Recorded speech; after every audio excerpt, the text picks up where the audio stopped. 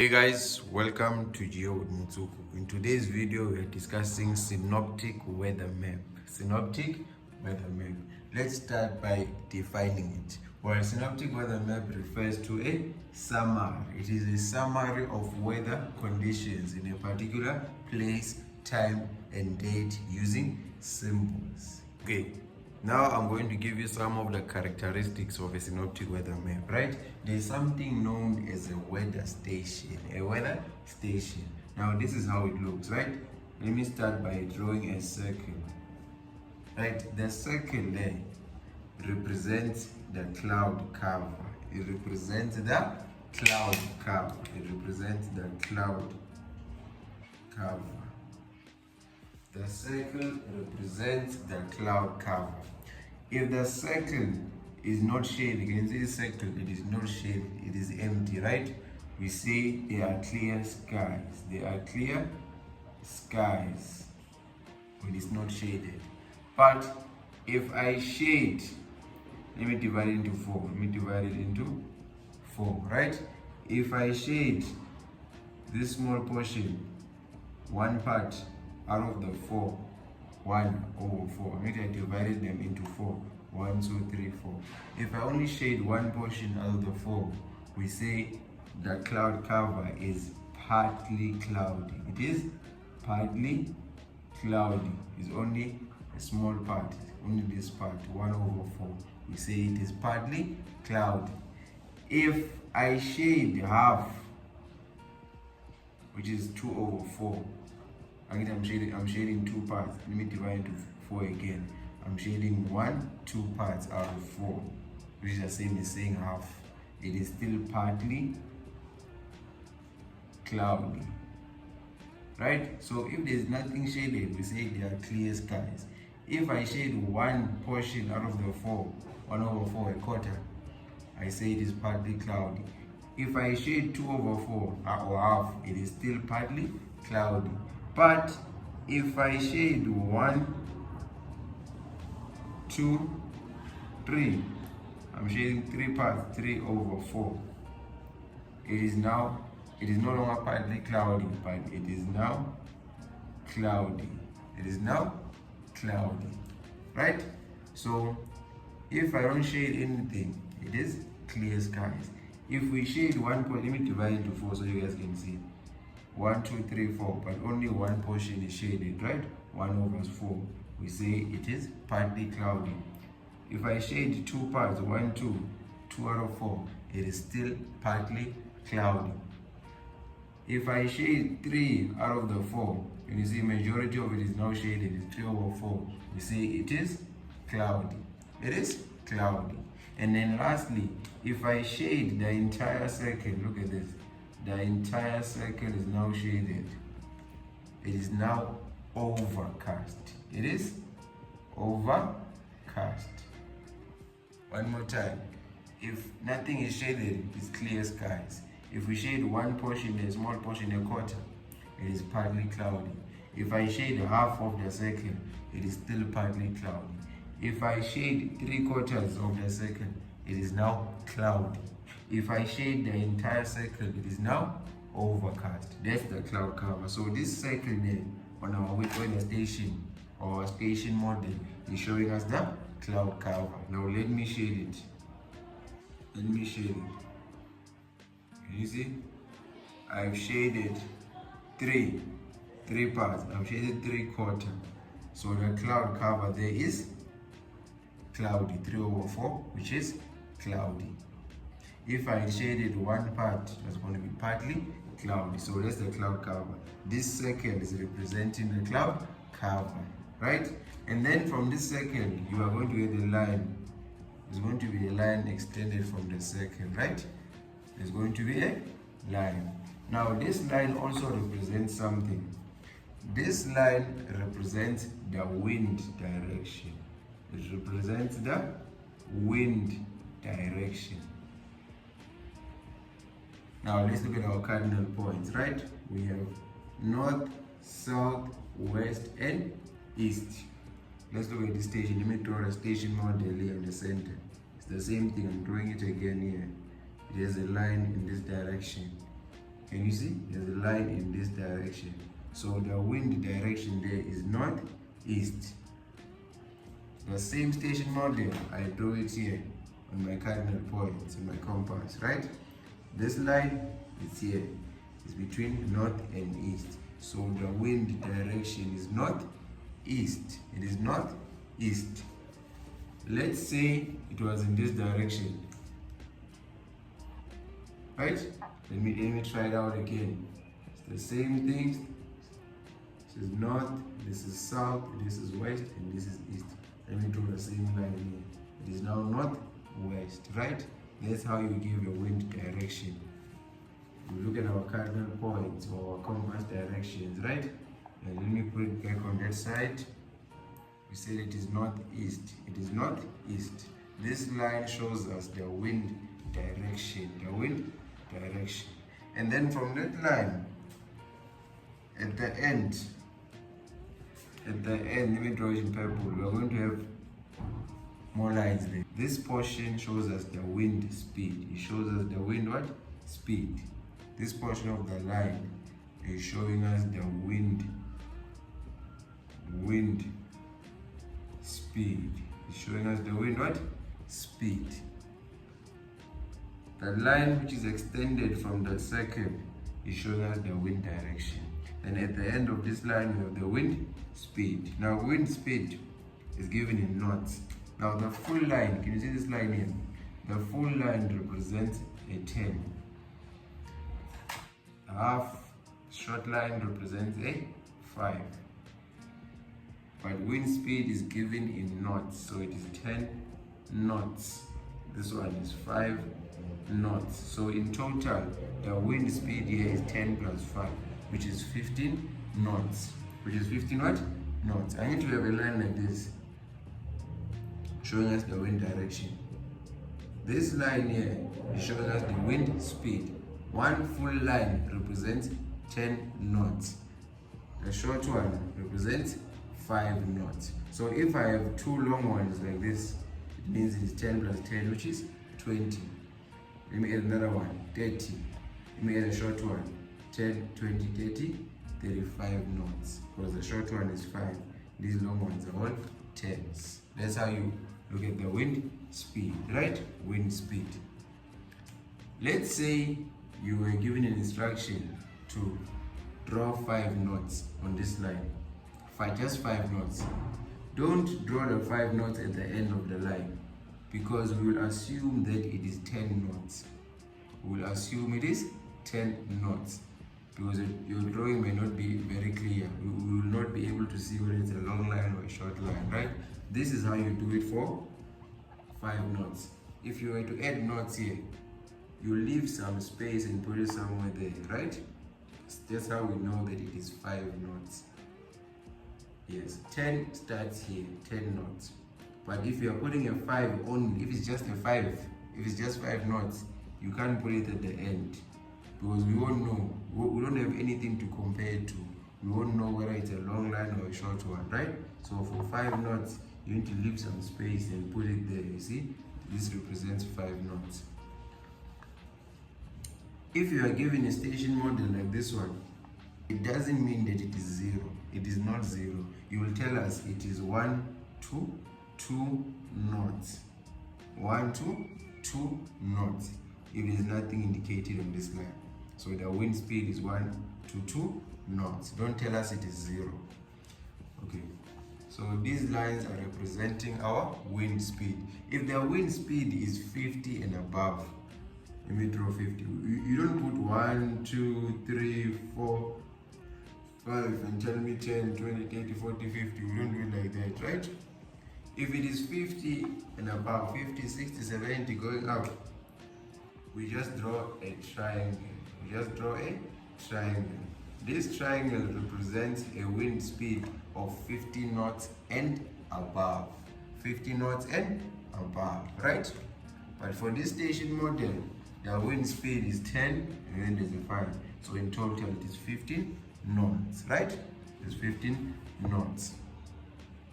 Okay, now you're going to have a number somewhere here, the top, and then a number at the bottom, right? And then you're going to have a symbol somewhere there, right? Let me draw this symbol. Right? Let me draw this symbol. Now this is what you must know, right? Number one, we know the cloud cover, we know the wind direction, we know the wind speed. Now you must know which number represents the air temperature and which number represents the dew point temperature, right? So the number at the top, I'll give you a way to remember, right? The number at the top is the air temperature. The number at the bottom is the dew point temperature. This is how you remember it. A for above. The word air temperature starts with the letter A. A for above. Air temperature is the number found above. The 28 degrees Celsius is for the air temperature. It is above.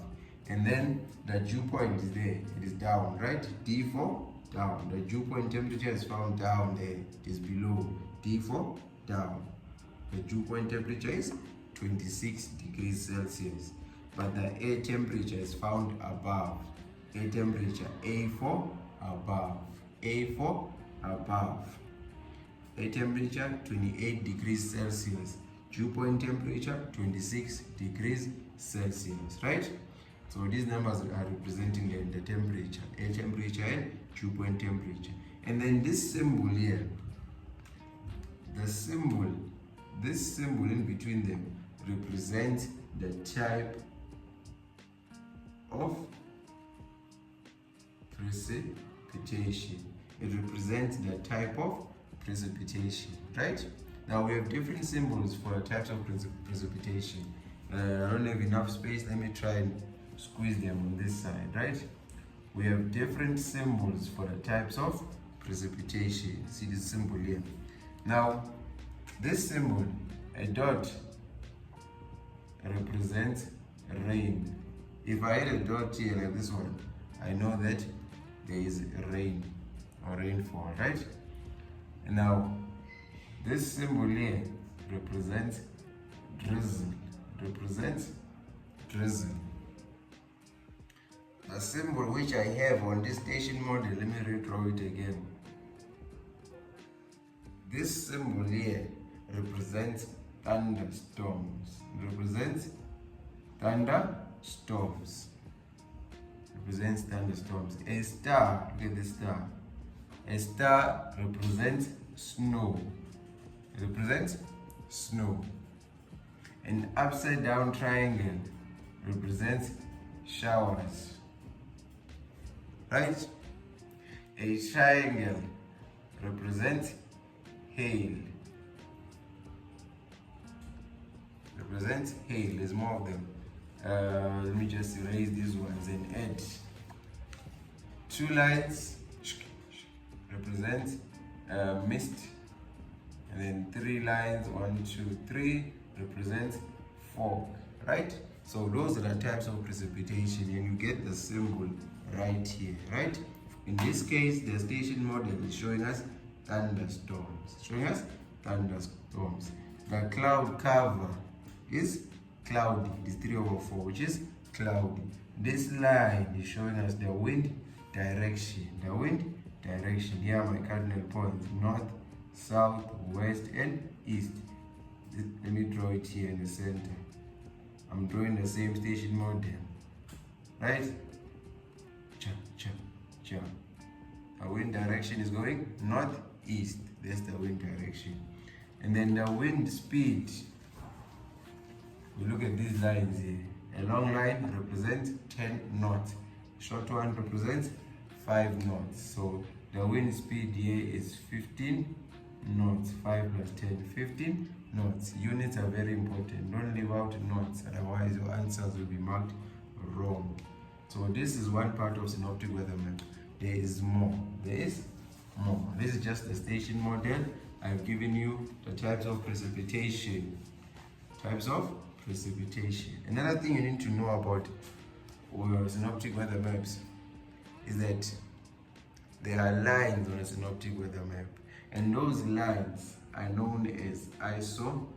isobars. They are known as isobars. Unlike on the orthophoto map and topographical, where we have contour lines. Contour lines are joining places of equal height.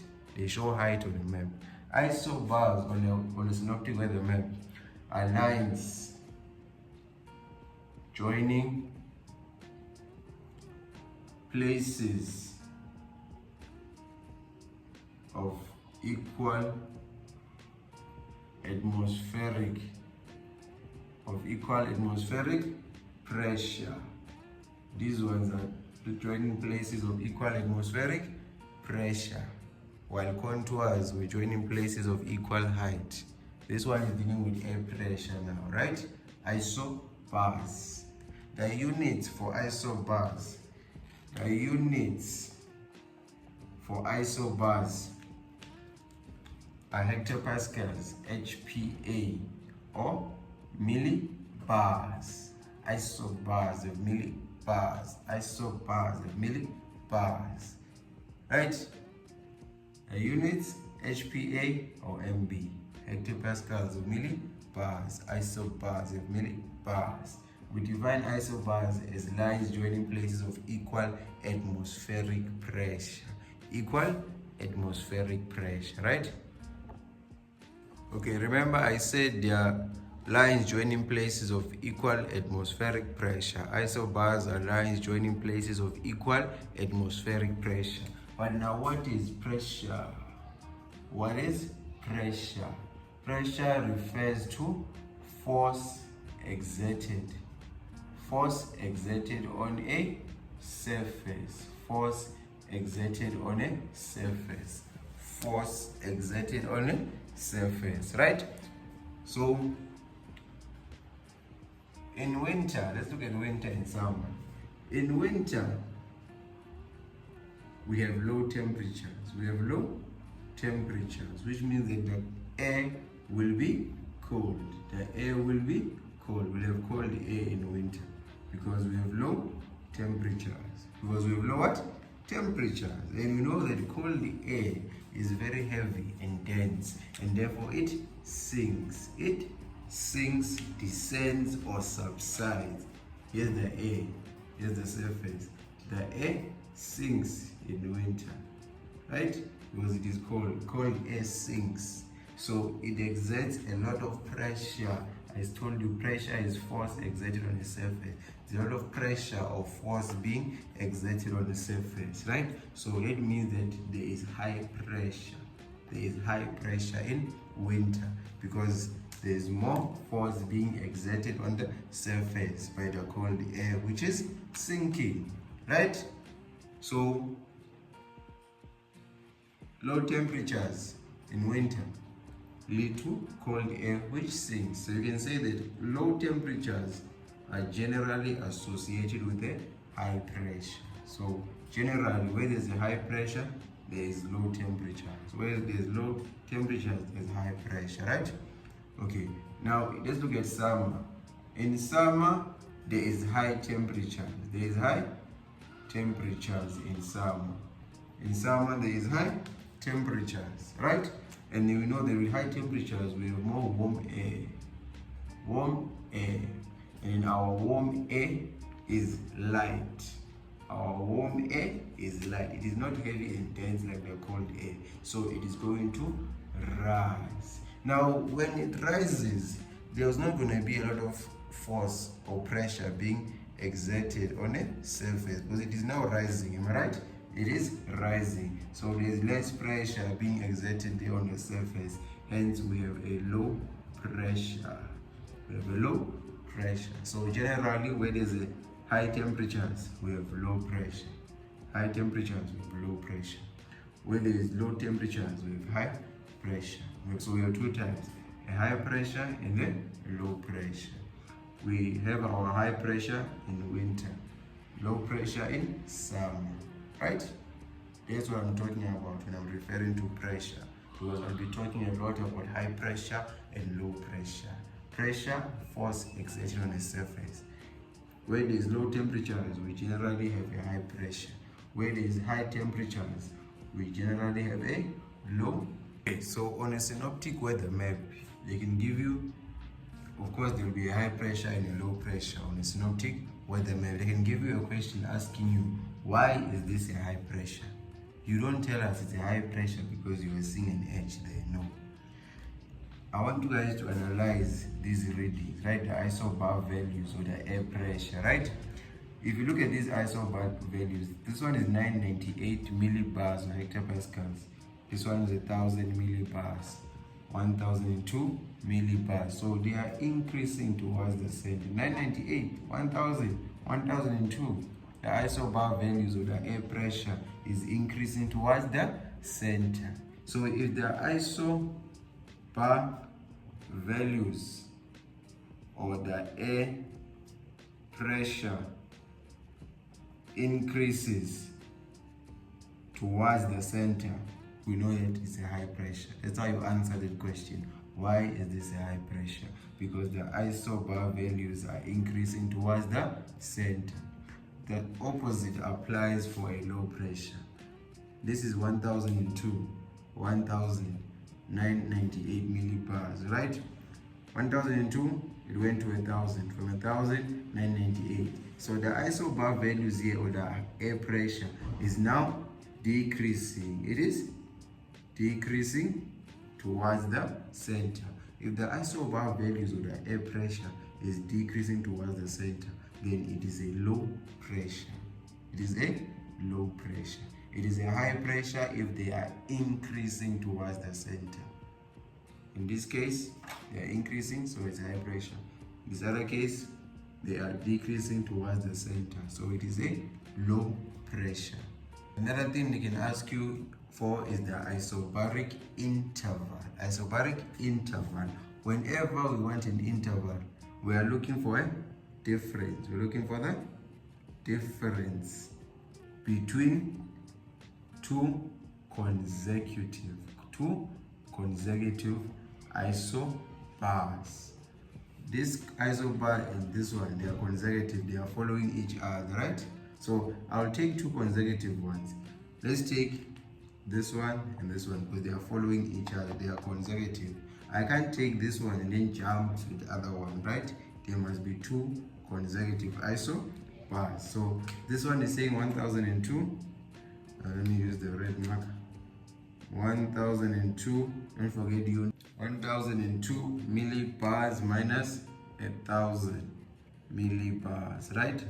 I took two consecutive isobars. They are following each other. So 1002 minus 1000 is 2 millibars. That's a contour interval. The difference between two consecutive isobars. These two isobars are consecutive. So we find the interval between them, right? There's an isobaric interval. And then one more thing you need to know is that a low pressure and a high pressure, these two have alternative names, right? A low pressure is also known as a cyclone. A high pressure is also known as an anticyclone. Low pressure, cyclone. High pressure, anticyclone. Okay, here's a very interesting question, right? For this one, they can ask you to compare. Remember, these lines are isobars, right? On a synoptic weather map. If they ask you to compare the isobars at A and isobars at B, right? Well, you have to tell us about the winds, whether they are strong winds or weak winds. This is how you answer the question, right? This is how you answer it. When you're comparing the winds at A and winds at B, you will tell us that at A, let's look at the isobars. They are closely packed. At A, isobars are close together. The isobars are close together at A. If isobars are close together, it means that there is a steep pressure gradient. There is a steep pressure gradient. Just like with contours, the contours are close together, there is a steep slope. But in this case, if isobars are close together, it indicates a steep pressure gradient. Where there's a steep pressure gradient, there is strong winds. Strong winds. There's steep pressure gradient and therefore strong winds. If isobars are close together, it indicates a steep pressure gradient and therefore strong winds. That's what's happening at A. Isobars are close together, indicating a steep pressure gradient and therefore strong winds. Let's go to B now. At B, the isobars are now far apart. Isobars are far apart. When isobars are far apart, it indicates a gentle pressure gradient and therefore weak winds. So at B, isobars are far apart. When isobars are far apart, it indicates a gentle pressure gradient and therefore weak winds. But where isobars are close together, it is steep pressure gradient and therefore strong winds at A. At B, there's a gentle pressure gradient and therefore weak winds. Okay, another question which is very common in synoptic weather map is for you to identify the season, right? Remember, we're dealing with two seasons, summer and winter, right? In this one, you can easily choose winter as the answer. And then after you tell us it is winter, you'll tell us why. Why are you saying it's winter, right? Here are the reasons. Number one, we have a cold front closer to land. The cold front is closer to land, right? Remember, the entire system is a mid-latitude cyclone. You can say the mid-latitude cyclone is closer to land because we know that in winter, the mid-latitude cyclone migrates north. It goes closer to land. Or you can just tell us the cold front is closer to land. This is the cold front. This line with triangles represents the cold front. It's closer to land, therefore we know it is winter. That's one of the reasons. Another one is because of the high pressure. We have a high pressure. The Kalahari High. This high pressure over the interior is known as the Kalahari High. Yes, so you must say that there is a dominant high pressure over the land, right? The dominant Kalahari High, it is dominant. You can see it's over the interior. And we know that in winter we have cold air sinks. That's why we have a high pressure, right? We have a high pressure, dominant high pressure over the land in winter. Another reason is the date. Most times they give you the date. Let's look at the date at the top. 18th June 2001. June. In June, we know that in South Africa in June we are experiencing winter. So the first thing you're supposed to look at is the date, if it's provided, right? So here are the reasons. The date, in June we have winter in South Africa. There's a dominant Kalahari High over the interior. There's a cold front closer to land. Another one you can talk about is that we have mostly clear skies. Mostly clear skies. You can see the other stations there. They are mostly clear except this one, which is because there's a cold front on this side, right? But there's mostly clear skies. Here are the reasons for winter. There's a cold front, there's a dominant Kalahari High over the land. The date, you can tell us there's mostly clear skies. Here's the evidence that it is winter, right? Okay, now for this one, they'll ask you what's the season. For this one, the season is summer. It is summer. I know this because of the date. Because of the date. In February, 18th, 02 for February. We know that in February, we're experiencing summer. So number one, I saw the date in February, we're experiencing summer. Number two, there is a dominant low pressure over the land. The low pressure over the land is known as the thermal low or the heat low. There's a dominant thermal low or a heat low over the land, right? Another reason there, if there's a tropical cyclone, right? If it is there, it means it is summer. With a tropical cyclone affects us in summer. Can you see this one? And then the other one with the cold front and the warm front is a mid-latitude cyclone. It affects us in winter. Tropical cyclone. There is a tropical cyclone. Tropical cyclones affect us in summer. That's how I knew it is summer, because there was this tropical cyclone with an eye in the center, right? There's a low pressure over the land. Okay, so tropical cyclone affects us in summer. Another one, if you look at the cloud covers here in most parts of South Africa, I can see there's an overcast, right? So it is mostly cloudy, right? Or overcast.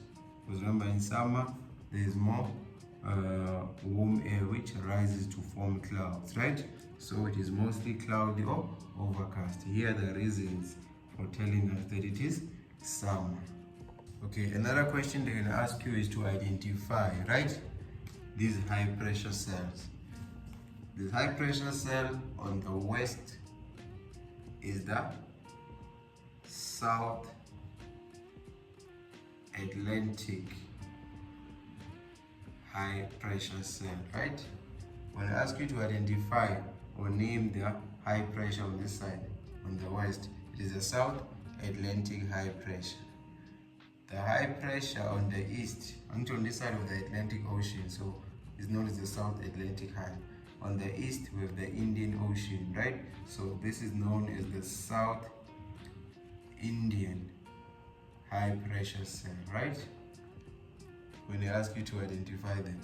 The one over the interior is the Kalahari high pressure cell, right? Or the continental high pressure, right? So when you identify them, this one in the Indian Ocean is the South Indian high pressure cell. On the west, we have the South Atlantic high pressure cell. Over the interior, we have the Kalahari. Over the interior, if we have a low pressure over the interior, it is known as the thermal low or the heat low, right? A low pressure over the interior is the thermal low or the heat low, right? But now look at this one. If you are seeing a low pressure along the coast, it's simple. It is the coastal low. It is the